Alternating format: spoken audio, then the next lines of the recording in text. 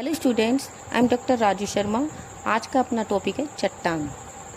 भूपटल का निर्माण जिन पदार्थों से हुआ है उन्हें चट्टान कहते हैं। पृथ्वी के धरातल की रचना में चट्टानों का ही हाथ है।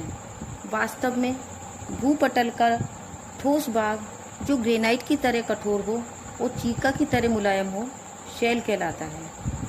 शैल 3 प्रकार की होती हैं: आग्नेय शैल, अवसादी शैल और रूपांतरित शैल। अब हम 1 बाय 1 इनके विषय में अध्ययन करेंगे। पहली है आग्नेय शैल। आग्नेय शैलें मैग्मा नामक द्रव्य के शीतल होने से बनी हैं। इनकी क्रियाओं में ज्वालामुखी का विशेष हाथ होता है।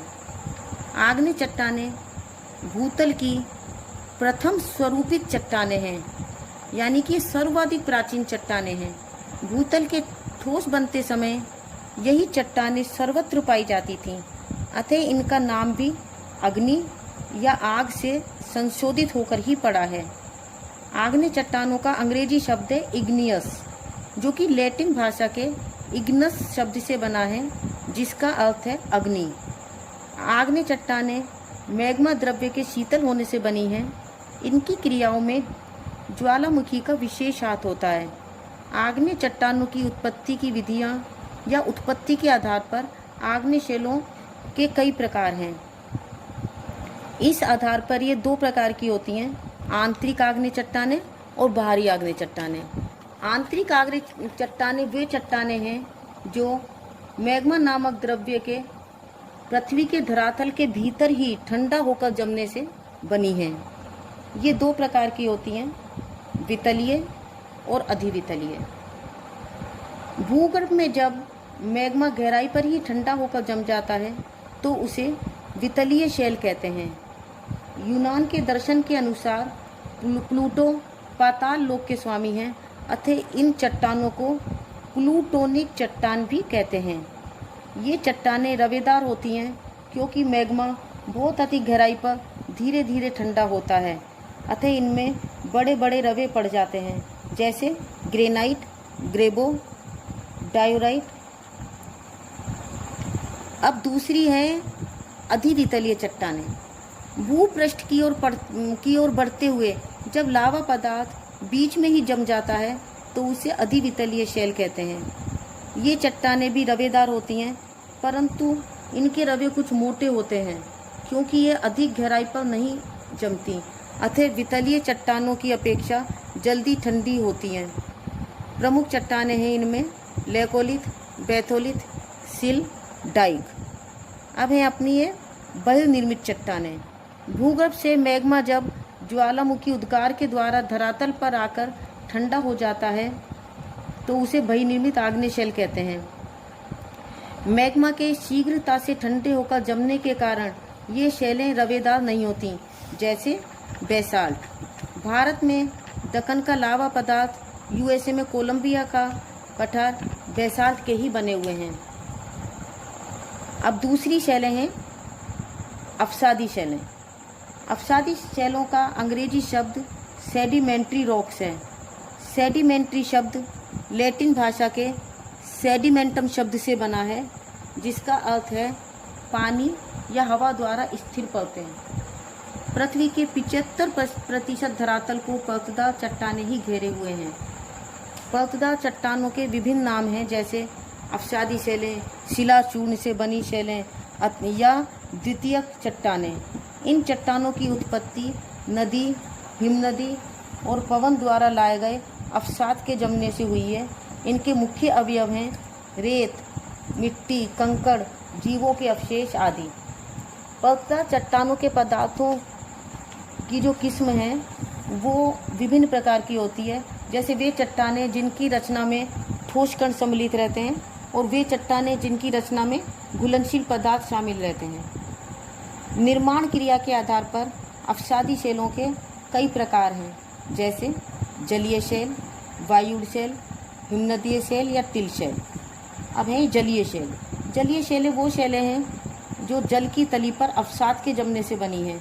ये भी कई प्रकार की होती हैं, जैसे समुद्री शैल, सरोवरी शैल, नदीकृत शैल, प्रवाल शैल। समुद्र की तली पर जमने वाले चूने, रेत, चीका इत्यादि की शैलों को समुद्री शैल कहते हैं। झीलों की तली पर अवसाद के जमने से बनी हुई शैलों को सरोवरी शैल कहते हैं। नदियों द्वारा लाई गई मिट्टी के जमने से बनी हुई शैलों को नदीकृत शैल कहते हैं। समुद्र के प्रवाल जीवों के अस्थि पंजर के जमने से बनी हुई शैलों को प्रवाल शैल कहते हैं। ये ऑस्ट्रेलिया के पूर्वी तट के सहारे पाई जाती हैं, जहाँ ये मूंगे की दीवार के नाम से प्रसिद्ध हैं। अवसादी शैलों का ये एक प्रकार है रासायनिक शैलें। जलाशयों में कुछ शैलें रासायनिक क्रिया के द्वारा भी बनती हैं, जिन्हें रासायनिक शैलें कहते हैं। इस प्रकार की शैलें दक्षिणी अमेरिका के चिली राज्य में विस्तृत भूभाग पर पाई जाती हैं। इसी प्रकार से निर्माण क्रिया के आधार पर जो अवसादी शैलें हैं उसके अंतर्गत वायुड़ शैलें भी आती हैं। इस प्रकार की शैलें अधिकांशतः शुष्क प्रदेशों में पाई जाती हैं। पवनों द्वारा उड़ाकर लाई गई रेत, मिट्टी, कंकर आदि की तहें क्रम से जमते जमते संगठित होकर शैल का रूप धारण कर लेती हैं। उत्तरी चीन में बारीक लोएस मिट्टी से बनी हुई शैलें वायुड़ शैल का ही उदाहरण हैं। संगठन के आधार पर भी अवसादी शैलों के कई प्रकार हैं, जैसे बालुकामय शैल, मृणमय शैल, चूनेदार शैल, कार्बन युक्त शैल। इनमें जो बालुकामय शैल होती है उनमें बालू का अंश अधिक होता है, जैसे बलुआ पत्थर, सिलिकेट। जो मृणमय शैल होती हैं उनमें चीका मिट्टी के कण अधिक होते हैं, जैसे चिकनी मिट्टी शैल। चूनेदार शैल में चूने का अंश अधिक होता है, जैसे चूना पत्थर, जिप्सम। कार्बन युक्त शैल में कार्बन का अंश अधिक होता है, जैसे लिग्नाइट, पीट। अब थर्ड अपनी जो चट्टानें हैं वो है रूपांतरित शैल। अत्यधिक ताप, दाब और घोल के कारण जब आग्नेय और अवसादी चट्टानों के रूप में परिवर्तन हो जाता है और उनके भौतिक और रासायनिक गुण बदल जाते हैं तो उसे कायांतरित शैल कहते हैं। कायांतरित जो शैलें हैं इनका जो अंग्रेजी रूपांतरण है वो है मेटामॉर्फिक रॉक्स। ये लैटिन भाषा के मेटा और मोर्फे शब्दों से बना है। मेटा का अर्थ है परिवर्तन, मोर्फे का अर्थ है रूप। अतः जैसे नाम से स्पष्ट है, जब चट्टानों के रूप में परिवर्तन हो जाता है तो उसे रूपांतरित शैल कहते हैं। रूप परिवर्तन के कई कारण हो सकते हैं, जैसे ताप, दाब, घोल। ताप रूप परिवर्तन का सबसे प्रमुख कारण है। जब किसी स्थान पर ज्वालामुखी फूटने से लावा बाहर आता है तो आसपास की चट्टानों पर अत्यधिक ताप पड़ता है, जिससे उनका वास्तविक रूप बदल जाता है। जब महाद्वीपों पर पर्वत निर्माणकारी हलचलें, भूकंप आदि से चट्टानों पर भारी दबाव पड़ता है तो इससे भी चट्टानों का रूप बदल जाता है। इसके अतिरिक्त जब जल में ऑक्सीजन और कार्बन डाइऑक्साइड गैस मिल जाती हैं तो उसकी घुलनशील शक्ति बहुत अधिक बढ़ जाती है, जैसे वर्षा का जल, जो कि चट्टानों को कम या अधिक प्रभावित करता है। रूपांतरित चट्टानें मुख्य चट्टानों के आधार पर कई प्रकार की होती हैं, जैसे परिआग्नेय चट्टानें, परिअवसादी चट्टानें, पुनः परिवर्तित चट्टानें। जब आग्नेय चट्टानों के रूप में परिवर्तन होता है तो उससे जो चट्टानें बनती हैं उसे परिआग्नेय चट्टानें कहते हैं, जैसे ग्रेनाइट से नीच चट्टानें बनती हैं। इसी प्रकार जब अवसादी चट्टानों के रूप में परिवर्तन होता है तो उन्हें परिअवसादी चट्टान कहते हैं, जैसे चूना पत्थर संगमरमर में बदल जाता है। पुनः परिवर्तित चट्टानें वो चट्टानें हैं जिसके अंतर्गत जब दोबारा परिवर्तन होता है चट्टानों के रूप में तो उन्हें पुनः परिवर्तित चट्टानें कहते हैं। इसी प्रकार से परिवर्तन के अभिकर्ता के आधार पर भी रूपांतरित चट्टानों के कई प्रकार होते हैं, जैसे तापीय कायांतरण। ताप के द्वारा जब चट्टानों के रूप में परिवर्तन होता है तो उसे तापीय कायांतरण कहते हैं, जैसे बलुआ पत्थर क्वार्ट्जाइट में बदल जाता है। जलीय कायांतरण है, जलीय दबाव के कारण जब चट्टानों का रूप बदलता है तो उसे जलीय कायांतरण कहते हैं।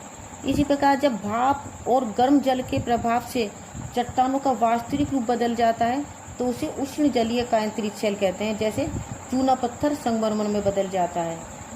स्थिर कायांतरण है और गतिशील कायांतरण है। एक ही स्थान पर स्थित चट्टानों के वास्तविक रूप में जब परिवर्तन हो जाता है तो उसे स्थिर कायांतरण कहते हैं। भूगर्भ की चट्टानें ऊपरी परतों के दबाव के कारण वहीं के वहीं रूप परिवर्तन कर लेती हैं तो यह स्थिर कायांतरण कहलाता है। जब भूगर्भ में जब पर्वत निर्माणकारी जो हलचलें होती हैं तो उसके कारण चट्टानें एक स्थान से दूसरे स्थान तक काफ़ी गहराई तक चली जाती हैं। भारी दबाव और उष्णता के कारण सैकड़ों वर्षों बाद इन चट्टानों के रूप में परिवर्तन आ जाता है, जैसे कोयला ग्रेफाइट में, शेल स्लेट में बदल जाती है। इसी प्रकार से कायांतरण क्षेत्र के आधार पर भी रूपांतरित शैलों के कई प्रकार होते हैं। जैसे प्रादेशिक कायांतरण बहुत अधिक दबाव के कारण होता है। भूगर्भ में पर्वत निर्माणकारी हलचलों के कारण किसी बड़े क्षेत्र में दाब के कारण काफ़ी गहराई में अपसादी और आग्नेय चट्टानों के रूप में परिवर्तन हो जाता है। इसी प्रकार से स्पर्शजन्य कायांतरण है। ऐसी चट्टानें जो ताप आदि के स्पर्श मात्र से ही अपने रूप में परिवर्तन कर लेती हैं, उन्हें स्पर्श कायांतरित चट्टानें कहते हैं। इनसे प्राप्त होते हैं। हम जो अपना कृषि करते हैं, मानव जीवन ही पूरा चट्टानों से संबंधित है, चट्टानों पर ही हम रहते हैं। और इनसे कोयले की प्राप्ति होती है, ईंधन की प्राप्ति होती है, मिट्टी की प्राप्ति होती है, इमारती पत्थर, नमक की प्राप्ति होती है, कीमती धातुओं की प्राप्ति होती है, फ्यूसिम पत्थर जो कि धार चराने के काम आता है। मतलब कितनी ही चीज़ों की प्राप्ति इन चट्टानों से होती है। पेट्रोल की प्राप्ति होती है। इस प्रकार से चट्टानों के तो अनगिनत लाभ हैं। इन पर ही मानव जीवन का अस्तित्व निर्भर करता है। हम लोग जो रहते हैं, खेती करते हैं, उद्योग चलाते हैं, कुछ ये सब चट्टानों से ही संबंधित हैं। इस प्रकार से चट्टानों का मानव जीवन में बहुत अधिक महत्व है। धन्यवाद।